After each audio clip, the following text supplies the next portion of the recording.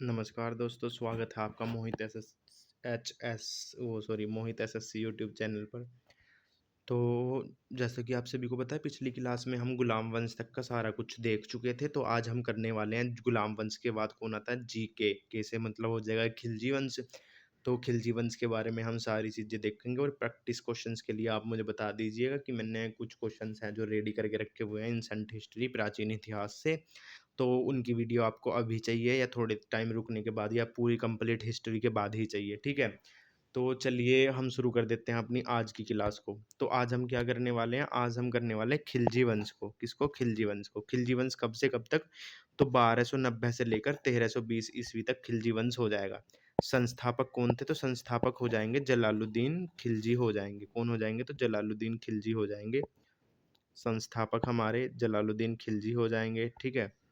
कब से कब तक? 1290 से 1296 तक हो जाएंगे। टोटल कितने साल? तो इन्होंने टोटल 6 वर्ष तक शासन किया। कितने वर्ष? तो 6 वर्ष इन्होंने शासन किया।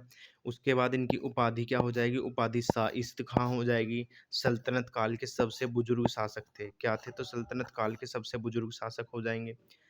इसी के समय कड़ा मनिकपुर के मलिक छज्जू ने विद्रोह किया, जिसको दबाकर जलालुद्दीन खिलजी ने कड़ा की जागीर अलाउद्दीन खिलजी को दे दी।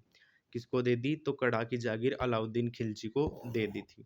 ठीक, उसके बाद क्या होता है? अलाउद्दीन खिलजी आ जाता है अब। ठीक है, कौन आ जाता है? अभी देख लेते हैं, जलालुद्दीन खिलजी एवं अमीर खुसरो। तो जलालुद्दीन खिलजी के दरबारी कवि कौन थे? तो अमीर खुसरो हो जाएंगे और हसन देहलवी हो जाएंगे। अमीर खुसरो की कुछ पुस्तकें हो जाएंगी। तो अमीर खुसरो की प्रमुख पुस्तक कौन से? किरान उस शादीन हो जाएगी, आशिका हो जाएगी, तुगलकनामा हो जाएगी, मिफ़ात उल फुतूह हो जाएगी। क्या हो जाएगी? मिफ़ात उल फुतूह इनकी पुस्तकें हो जाएंगी। ठीक है, इन्होंने क्या है कि जो ये हो जाएंगे, अमीर खुसरो ने कितने? तो 8 सुल्तानों का दरबार देखा था, ठीक है।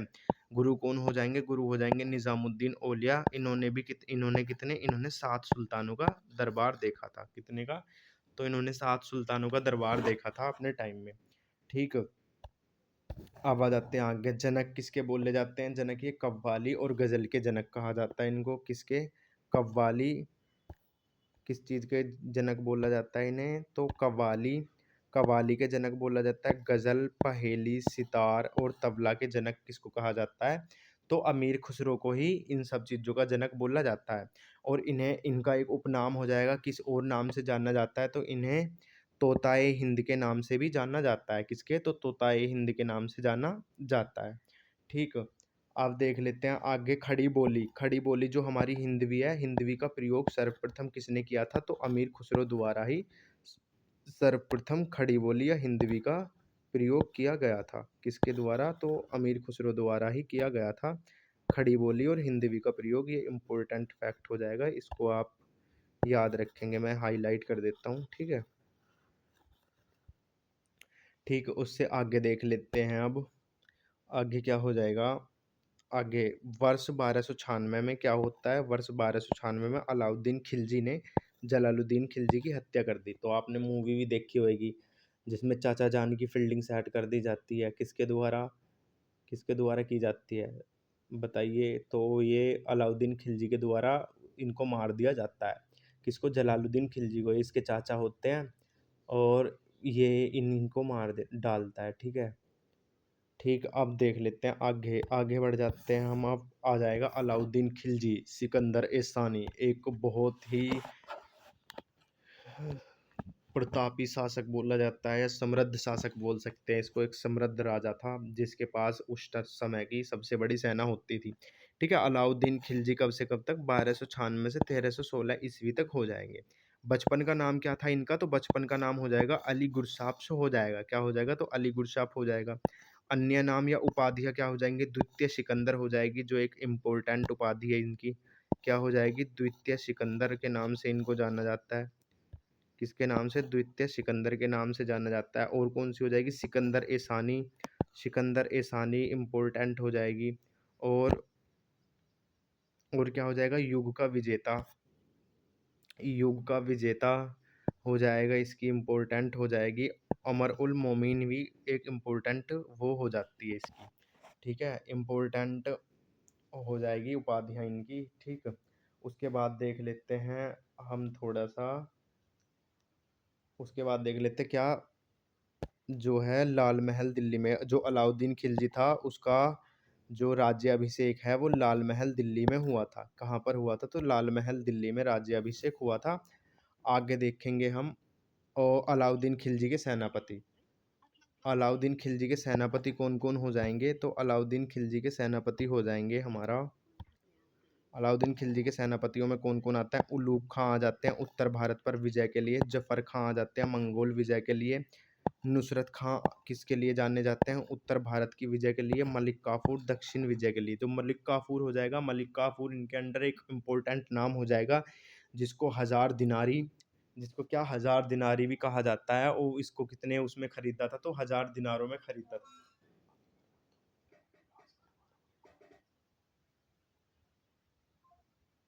ठीक है, क्या बोला जाता है इसको? 1000 दिनारी भी बोला जाता है। ठीक, उसके बाद हम देख लेते हैं प्रमुख विजय अभियान। क्या हो जाता है? प्रमुख विजय अभियान हो जाएंगे इसके। तो गुजरात अभियान, जिसमें क्या होता है 1297 से 1298 किसके? राजा कर्णदेव को हराया और उनकी पत्नी कमला देवी से विवाह किया। ठीक, यहीं से इसने क्या किया? तो मलिक काफूर को खरीदा था। तो मलिक काफूर को कहाँ से खरीदता है अलाउद्दीन खिलजी? तो दक्षिण विजय से क्या किसको खरीदता है? मलिक काफूर को खरीदता है, जिसका नाम क्या हो जाएगा? इसको किस में खरीदा जाता है? तो इसको 1000 दिनार देकर कहा खरीदा जाता है, जिसके बदले में इसको क्या बोला गया? फिर 1000 दिनारी बोला गया। अब आ जाते हैं रणथंबोर का अभियान, 1301 में किया इसने। हम्पी हम किसके कहाँ पर किया? तो हमीर देव को हराया, उनकी पत्नी जो थी रंगा देवी ने जौहर कर लिया। क्या कर लिया? जौहर। इन्होंने पानी में कूदकर अपनी जान गंवा दी। ठीक है, भारतीय इतिहास का क्या बोला जाता है? तो भारतीय इतिहास का पहला जौहर माना जाता है। किसका माना जाता है? पहला जौहर माना जाता है। और इनके हमीर देव के जो एक सेनापति थे, कौन? रणमल ने इन्हें क्या दे दिया था? यहाँ पर धोखा दे दिया था, जिस वजह से इन्हें हार का सामना करना पड़ा। ठीक, आगे बढ़ जाते हैं। चित्तौड़ अभियान एक महत्वपूर्ण अभियान हो जाएगा, आप इसे इंपॉर्टेंट मार्क कीजिएगा। ठीक है, चित्तौड़ का अभियान कब किया गया? तो 1303 ईस्वी में किया गया था। राजा कौन थे वहां? राजा रतन सिंह थे। इनकी पत्नी कौन थी? पहली तो नागमती थी, दूसरी पत्नी कौन हो जाएंगी? तो रानी पद्मनी हो जाएंगी, जिन्होंने क्या किया था? जौहर किया था। बड़ी संख्या में उस टाइम पर जौहर किया गया। और इन जो रानी थी और इनकी जो दासियां थी, सबने एक साथ जौहर कर लिया। और जो अलाउद्दीन खिलजी की आपने वो देखा होगा कि अलाउद्दीन खिलजी आता है और बोलता है एक बार रानी का चेहरा दिखा दीजिए, उस शीशे की में दिखाया जाता है। वो कहानी आपने सुनी होंगी, मूवी में भी देख लिया होगा। ठीक है, तो इनके दो सेनापति होते हैं, गोरा और बादल होते हैं, जिनमें कौन होते हैं? गोरा और बादल होते हैं। पुस्तक क्या होती है इनकी? पुस्तक पद्मावत होती है, जो 1540 में किसके द्वारा लिखी गई है? जो पद्मावत पुस्तक है ये रानी पद्मिनी के ऊपर ही लिखी गई है, जिसको कब? मलिक मोहम्मद जायसी द्वारा लिखा गया है। कब? 1540 ईस्वी में इसको लिखा गया। किसके द्वारा लिखा गया? तो मलिक मोहम्मद जायसी के द्वारा लिखा गया था। मालवा अभियान कब किया गया? तो मालवा का अभियान कब किया गया? 1305 ईस्वी में किया गया। महकाल देव को पराजित किया। किसको पराजित किया? तो महकाल देव को पराजित किया था। ठीक है, अब आ जाते हैं दक्षिण में। दक्षिण भारत पर विजय का श्रेय किसको दिया जाता है? तो दक्षिण भारत पर विजय का श्रेय उसी इंसान को दिया जाता है जिसको दक्षिण में से खरीदा था। और दक्षिण में से खरीदा किसको था? तो मलिक काफूर को दक्षिण में से खरीदा गया था। किसको? मलिक काफूर को। ठीक है, अब देख लेते हैं यहाँ पर कुछ ये इसके अभियान है। देवगिरी, देवगिरी महाराष्ट्र में जो इसने ये पहला अभियान किया था, देवगिरी महाराष्ट्र का इसका प्रथम अभियान हो जाएगा, जहाँ पर कौन? 1296 में अलाउद्दीन खिलजी स्वयं गया था। अब वहां से जो ये लूटपाट करके लेके आता है, तो जलालुद्दीन खिलजी को पता लगता है कि भाई हाँ, अलाउद्दीन खिलजी ऐसे लूट के लेके आया। बहुत चालाक आदमी था। और ये जलालुद्दीन खिलजी को यहीं बुलाता है और बोलता है कि चाचा जान, ये सारी चीजें तो हम आपके लिए ही लेके आए हैं। शतरमुर्ग, शतरमुर्ग सुना है आपने? मेहरुनिसा के लिए लेकर आता है। जो मेहरुनिसा कौन होती है? तो मेहरुनिसा जलालुद्दीन खिलजी की बेटी होती है। उसे शतरमुर्ग पसंद होता है, तो अलाउद्दीन खिलजी शतरमुर्ग पकड़ के ले आता है। तो फालतू की बात हो जाएंगी, इस चीज़ का कोई वो नहीं है। पर आप जो इंपॉर्टेंट चीज़ें वो आप याद रखेंगे। ठीक है, प्रथम अभियान 1296 में अलाउद्दीन खिलजी स्वयं गया। कब कहाँ पर किया गया था? ये 1296 में। उसके बाद कब होता है? तो तेलंगाना वारंगल, तेलंगाना जाता है, जो क्या था पहले? वारंगल के नाम से जाना जाता था। वहाँ कौन शासन कर रहे थे? तो प्रताप रुद्रदेव शासन कर रहे थे। कौन? प्रताप रुद्रदेव शासन कर रहे थे। इन्होंने यहाँ प्रसिद्ध कोहिनूर हीरा जो था, तो कोहिनूर हीरा जो था वो किसको दे दिया गया? तो कोहिनूर हीरा कहाँ से मिला अलाउद्दीन खिलजी को? तो दक्षिण अभियान पर से ही मिला था। जो कहाँ से निकला था कोहिनूर हीरा? तो गोलकुंडा की खान से निकला था और अलाउद्दीन खिलजी ने मलिक काफूर को दिया था। सॉरी, वहां से निकला था कोहिनूर का हीरा, गोलकुंडा की खान से निकला था, जिसको प्रताप रुद्रदेव ने अलाउद्दीन खिलजी को दे दिया था। कब किया था? तो इसने तेलंगाना में अटैक तो 1309 में ईस्वी में किया गया था। कब किया गया था? 1309 में किया गया था। होयसाल राजधानी क्या हो जाएगी इनकी? द्वार समुद्र हो जाएगी। बीर बल्लाल थर्ड थे। कौन थे उस टाइम पर? तो बीर बल्लाल थर्ड हो जाएंगे। जो कहाँ कब जिनको कब अटैक किया गया जिन पर? तो 1310 में इन पर अटैक किया गया था। ठीक है। पांड्य राज्य, कौन पांड्य? सुंदर पांडे और वीर पांडे हो जाएंगे। जहां पर कब अटैक किया इनके ऊपर? तो 1311 में इन्हों के ऊपर अटैक किया गया था। ठीक है। ये सब अटैक किसने किए थे? तो ये मलिक काफूर ने ही किए थे। अब अलाउद्दीन खिलजी की कुछ प्रमुख कार्य हो जाएंगे जो मोस्टली सभी एग्जामों में पूछे जाते हैं और इनको आप याद रखेंगे। ठीक है। ये हैं उसके कुछ कार्य जिनको आप याद रखेंगे। बाजार नियंत्रण प्रणाली, मूल्य पर सख्त नियंत्रण लागू किया। अब इसने क्या किया? तो बाजारों को नियंत्रण किया, महंगाई को नहीं बढ़ने दिया। अगर महंगाई बढ़ती तो कहीं ना कहीं इसके सैनिकों में विद्रोह आ जाता। इकता प्रथा को पूरी तरीके से समाप्त किया। क्या किया? तो इकता प्रथा को पूरी तरीके से समाप्त किया और सैनिकों को नगद वेतन देना शुरू किया। क्या किया? तो इकता प्रथा को समाप्त किया। एकता इकता प्रथा को समाप्त किया। हुल्य,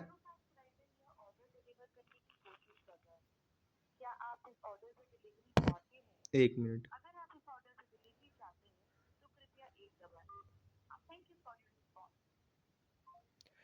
ठीक है, चलिए कंटिन्यू करते हैं। वो थोड़ा डिलीवरी वाले के लिए कंफर्मेशन के लिए कॉल आ गई थी। ठीक है। सैनिकों का हुल्या लिखवाने की व्यवस्था स्टार्ट की। ऐसा नहीं है कि भाई अपने सैनिकों का हुल्ला जो ड्रेस व्रेस होते हैं उस चीज़ का इसने वो किया। दाग प्रथा, तो घोड़ों को दागने की प्रथा आरंभ की। मतलब घोड़ों पर एक निशान लगाए गए ताकि कोई भी जो घोड़ा रखता है या अस्तबल में उनका गलत प्रयोग, उनका सवारी ववारी ढोने भाड़ा ढोने में उपयोग ना किया जाए। भू राजस्व, क्या उपज उपज का 50% इसने लिया? कितने परसेंट लिया? तो उपज का 50% इसने लिया। और खुमस कर, जो लूट होती थी, खुमस कर लूट का माल राज्य का हिस्सा बढ़ाकर 4/5% या 80% कर दिया गया था। तो जो लूट का हिस्सा होता था, लूट में 80% राज्य को दिया जाएगा, बाकी जो 20% है उसको लूट करने वाले ही रखेंगे। बताओ कितना गलत किया। इंसान अपनी जान पर खेल के लूट करके ले गए और उसमें से भी 80% हिस्सा अलाउद्दीन खिलजी को दे दे। ठीक है। खालसा भूमि, दान में दी गई भूमि को छीनकर खालसा यानी सरकारी भूमि घोषित किया गया। तो जो पहले राजाओं ने दान में दी थी, जैसे अब इससे पहले आए थे कौन? वो गुलाम वंश के शासक थे, उनके द्वारा जो भी भूमि दान में दी गई थी उस सबको छीन कर क्या सरकारी भूमि में सरकारी भूमि घोषित कर दिया। ठीक है। सल्तनत कालीन विभाग और निर्माण एवं उत्तरवर्ती शासक, सल्तनत कालीन विभाग। अब क्या देखेंगे हम? सल्तनत कालीन विभाग देखेंगे, जो इसने प्रमुख विभाग बनाए थे। सल्तनत कालीन विभाग, निर्माण एवं उत्तरवर्ती शासक को देख लेते हैं। ठीक है। इसने प्रमुख प्रशासनिक विभाग बनाए, जिसमें क्या बोला? दीवान ए विराजत किससे रिलेटेड था? तो दीवान ए विराजत जो था वो एक वित्तीय विभाग था। ठीक है। दीवान ए रसालत बनाया जो विदेश विभाग था। दीवान ए आरिज बनाया जो सैन्य विभाग था। और दीवान ए रियासत बनाया जो बाजार नियंत्रण विभाग था। ये क्या हो जाएगा? ये रसालत हो जाएगा, ये रियासत हो जाएगा। ठीक है। मापतोल अधिकारी को क्या बोला जाता था? जो बाजार नियंत्रण करने के लिए इसने मापतोल अधिकारी रखा उसको नाजिर बोला जाता था। मंडी प्रमुख को क्या बोला जाता था? तो शाहीन ए मंडी बोला जाता था। और गुप्तचरों को क्या बोला जाता था? वारिद। रीड, ऐसे याद रखेंगे। रीड कौन तोड़ देगा? रीड जो भी होएगा, जो एक स्पाई एक जासूस होएगा, गुप्तचर होएगा, वो क्या तोड़ देगा? आपकी रीड। अलाउद्दीन खिलजी की मृत्यु कब हो जाती है? तो वर्ष 1316 में, 1316 ईस्वी में अलाउद्दीन खिलजी की मृत्यु हो जाती है। ठीक है। अलाउद्दीन खिलजी द्वारा निर्माण कार्य, अलाउद्दीन खिलजी द्वारा निर्माण कार्य कौन हो जाएंगे? ये पहले नंबर पर कौन हो जाएगा? हजार खंबा महल हो जाएगा। दूसरे पर सीरी का किला हो जाएगा। तीसरे जमायत खाना मस्जिद हो जाएगा। अलाई दरवाजे का निर्माण करवाया और हौज खास का निर्माण भी अलाउद्दीन खिलजी द्वारा करवाया गया था। ठीक है। कौन कौन से हो जाएंगे? हजार खंबा महल हो जाएगा, सीरी का किला हो जाएगा, जमायत खाना मस्जिद हो जाएगा, अलाई दरवाजा हो जाएगा और हौज खास हो जाएगा। अलाउद्दीन खिलजी के बाद के शासक, अलाउद्दीन खिलजी के बाद जो शासक आए उनको देख लेते हैं आप। मलिक काफूर, अलाउद्दीन खिलजी के बाद मात्र 36 दिनों के लिए गद्दी पर बैठा। अब ये क्या था, ये एक किन्नर था, ये हिंदू, एक हिंदू किन्नर था, ठीक है। तो लोगों को लगा कि हाँ भाई अब ये राज करेगा, तो ये 36 दिन के लिए गद्दी पर बैठ जाता है। तो एक भाई एक महत्वपूर्ण सेनापति था, एक ताकतवर सेनापति था, तो बैठ भी गया, लेकिन 36 दिन तक ही गद्दी पर बैठ पाया। उसके बाद क्या हो गया, इसकी मृत्यु करवा दी गई, ठीक है। उसके बाद आ जाता है मुबारक शाह खिलजी। क्या आ जाता है, मुबारक शाह खिलजी आ जाएगा 1316 से 1320 में। एकदम मूर्ख शासक था, ठीक, इसको तमीज़ ही नहीं थी। ये क्या करता था, ये नंगा होकर दरबार में दौड़ना शुरू कर देता था, ठीक है। स्वयं को खलीफा घोषित कर दिया इसने, जो इस्लाम धर्म में सबसे महत्वपूर्ण पद था खलीफा का। ये क्या बोलता था खुद को कि मैं खलीफा हूँ, इसने खुद को खलीफा घोषित कर दिया। और दिल्ली ऐसा करने वाला है, दिल्ली सल्तनत का प्रथम सुल्तान बना। देख रहे हो आप, अपने पागलपंती वाले भरे कार्यों के लिए भी इसको क्या किया गया, इसने अपने पागलपंती भरे कार्यों के लिए भी इसको इसने वो अपना प्रथम नाम कर दिया, मतलब कि ऐसा काम करने वाला इससे पहले कोई नहीं हुआ। इसकी हत्या किसने करवा दी गई, मुबारक हसन, जो खुसरो खां द्वारा की गई। तो ये मुबारक हसन जो था, ये बड़ा परेशान हो गया भाई इससे, इसके आगे इसको पकड़ता था और उल्टी सीधी हरकतें थी ही इसकी। तो इसको क्या था, इसको खुसरो खां ने अपने रास्ते से हटा दिया। मार्को पोलो, मार्को पोलो कहाँ से, इटली से। ये किसके समय पर आया था, अलाउद्दीन खिलजी के समय भारत आया था। तो एक इटली यात्री था जिसका नाम क्या हो जाएगा, जिसका नाम हो जाएगा मार्को पोलो। तो वो कहाँ से आया था, वो इटली से आया था मार्को पोलो। और किसके समय पर आया था, अलाउद्दीन खिलजी के समय पर आया था।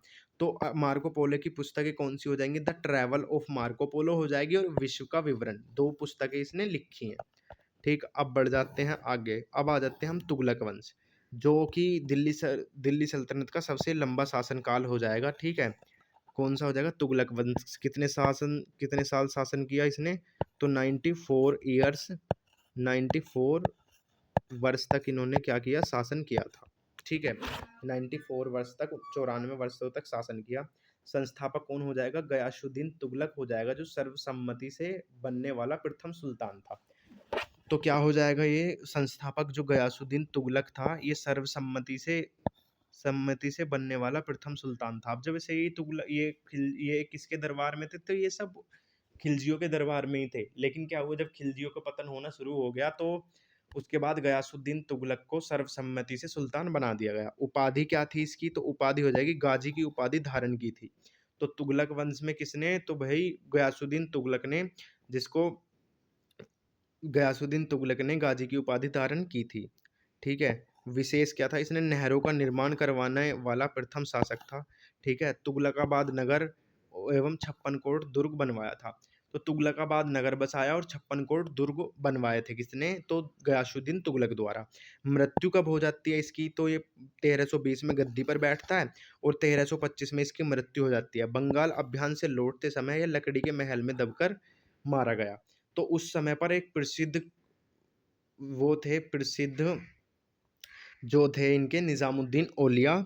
तो ये एक क्या थे, ये एक वहाँ पर, यार क्या बोलते हैं इनको, जो ये बैठे रहते हैं, ये कवि मान लो, या इनको क्या बोल देंगे, एक महाराज टाइप थे ये, जो उसमें बोल दिया जाता है। तो निज़ामुद्दीन औलिया थे, तो इनकी क्या था, तो निज़ामुद्दीन औलिया की वहाँ पर फैन फॉलोइंग थोड़ी ज़्यादा बढ़ने लग जाती है। तो ये उस समय जो गयासुद्दीन तुगलक था, ये कहाँ पर होता है, ये होता है कहाँ, ये बंगाल अभियान पर होता है। तो जब इसको पता लगता है कि हाँ भाई निज़ामुद्दीन औलिया की तरफ लोग ज़्यादा हो रहे हैं, तो निज़ामुद्दीन औलिया को बोलता है कि ये यहाँ से आकर क्या करना चाहता था, तो निज़ामुद्दीन औलिया को मारने के आदेश देता है कि इतने मैं आता हूँ वहाँ से, तो दिल्ली को छोड़ के भाग जाओ। लेकिन निज़ामुद्दीन औलिया क्या कथन बोलते हैं गयासुद्दीन तुगलक को, कि हुनूज दिल्ली दूरस्त, दिल्ली अभी दूर है। क्या बोलते हैं, हुनूज दिल्ली दूरस्त, हुजूर दिल्ली अभी दूर है। तो वहाँ से आते हुए ये लकड़ी के महल में दबकर इनकी मौत हो जाती है। उसके बाद गद्दी पर कौन बैठता है, तो उसके बाद बैठता है मोहम्मद बिन तुगलक, MBT। 1325 से 1351 कितने साल शासन करता है, ये कुल 26 साल तक शासन करता है। कितने साल तक, 26 साल तक। विशेषता क्या थी, इसने दिल्ली सल्तनत का सबसे शिक्षित शासक था। तो ये क्या था, तो पढ़ा लिखा, सबसे ज़्यादा पढ़ा लिखा शासक था, कहाँ का, दिल्ली सल्तनत का। पर वही चीज़ बोली जाती है कि समय से पहले भी कोई चीज़ और समय के बाद भी कोई चीज़ों का कोई अर्थ नहीं होता। उस समय पर क्या था, ये था तो दिल्ली सल्तनत का सबसे शिक्षित शासक, पर क्या था, इसकी शिक्षा का वहाँ पर कोई महत्व नहीं था, ठीक? क्योंकि ये करता तो काम कुछ अच्छे के लिए ही था, अच्छा सोचकर, लेकिन क्या होता था, वो इस पर उल्टा ही पड़ जाता था, ठीक है? जो जैसे कि इसने आगे चलकर क्या किया, तो इसने सांकेतिक मुद्रा चलाई, जिस पर कुछ न कुछ कोड लिखे हुए होते थे, ठीक है? काँसे की और तांबे की बनी होती थी, लेकिन काँसा तांबा तो सबके लिए खरीदना आसान था उस टाइम समय पे। तो क्या हुआ कि ये जो है चला तो दें इसने, अब कोई ऐसी टेक्नोलॉजी तो थी नहीं कि हाँ भाई नकली मुद्रा को कोई पकड़ सके, तो नकली मुद्राएं नहीं पकड़ी जा रही थी, तो उससे क्या हो रहा था, तो उससे हानि हो रही थी, तो ये भी इसका असफल हो गया। इसकी कई सारी योजनाएं थी, जो प्रयोग थे, जो असफल हुए। तो इसे क्या, दिल्ली सल्तनत का सबसे शिक्षित शासक भी कहा जाता है, और इसे क्या, किंतु इसे रक्त पिपासु एवं पागल, पागल किसने कहा, तो इल्फिंस्ट, इल्फिंस्ट द्वारा, एक इतिहासकार हो जाएंगे, इल्फिंस्ट द्वारा इसको क्या बोला गया, इसको पागल बोला गया। और इसे स्वैपनशील किसने कहा, तो इसामी, ये भी एक इतिहासकार थे इसामी, जिन्होंने इसको क्या बोला, इसने स्वैपनशील कहा गया था। अन्य नाम क्या हो जाएंगे, अन्य नाम मलिक फखरुद्दीन हो जाएंगे, जूना खां हो जाएंगे, उलूग खां हो जाएंगे, अमर उल मोमिन हो जाएंगे। तो इसमें देख लेते हैं, पहले पेज को हम कर देते हैं इसको क्लियर, और मैं कुछ चीजें कर देता हूँ हाईलाइट, ठीक। तो इसको क्या, एक तो दिल्ली सल्तनत, इसको क्या बोल रहा है, रक्त पिपासु कहा गया, ये चीज़ इम्पोर्टेंट हो जाएगी, ठीक है। और इसकी जूना खां, उलूग खां, ये इम्पोर्टेंट हो जाएंगी, और उमर उल मोमिन, इसकी ये क्या हो जाएंगी, इम्पोर्टेंट उपाधियाँ हो जाएंगी, ठीक है। अब बढ़ जाते हैं अपने अगले इसकी तरफ। तो मोहम्मद बिन तुगलक, यानी कि एमबीटी, इसको शॉर्ट में क्या बोल दिया जाता है, तो शॉर्ट में इसे बोला जाता है एमबीटी, मोहम्मद बिन तुगलक के 5 असफल योजनाएं या प्रयोग। पहले इसने क्या किया, तो इसने राजधानी परिवर्तन किया, राजधानी को परिवर्तित किया, दिल्ली से देवगिरी ले गया, जहां पर इसने क्या किया, इसने देवगिरी का नाम बदलकर क्या कर दिया गया, दौलताबाद रख दिया, ठीक है, क्या रख दिया, दौलताबाद रख दिया, ठीक। फिर क्या, सांकेतिक मुद्राओं का प्रचलन किया 1329 ईस्वी में, कांसे और तांबे की मुद्रा चलाई, क्या चलाई, तो 1329 में क्या चलाया इसने, तो इसने सांकेतिक मुद्राओं का प्रचलन किया।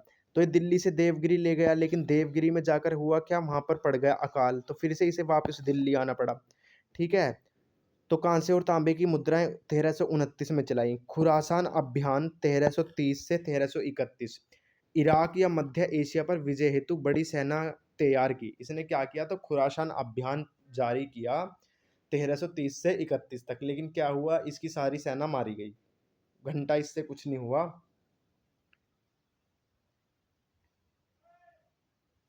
एक मिनट,